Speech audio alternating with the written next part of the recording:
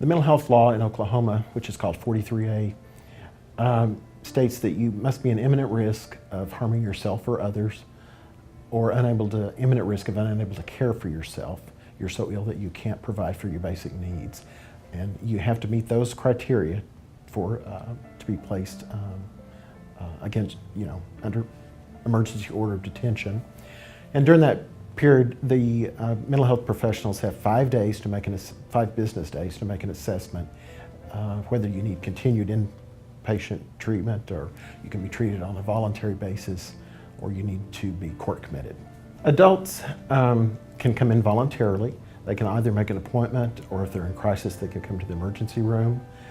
They'll be seen by a mental health professional, and they can be referred by another family member, their physician.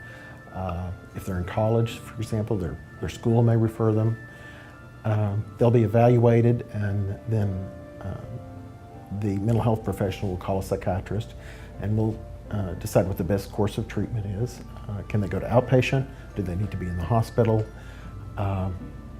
And we'll make a decision from there. And the average length of stay for adults is probably anywhere from 7 to 8 days. And then as part of that treatment is to develop a treatment plan and come up with the appropriate outpatient services and get that set up before they leave the hospital.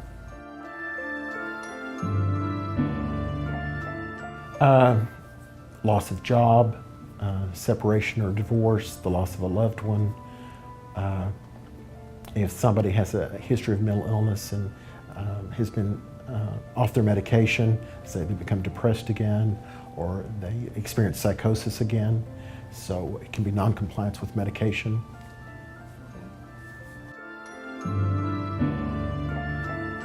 For adults, the crisis needs are often either somebody is suicidal, acutely suicidal and depressed, or they could be psychotic, not in contact with reality in a safe manner. Or they can also be just unable to care for their basic needs because they're so mentally ill for some reason. And those are the main emergency presentations you'll get at a hospital. Probably the obstacles would be getting people tied up with the appropriate level of care when they leave. There's often a shortage of behavioral health treatment.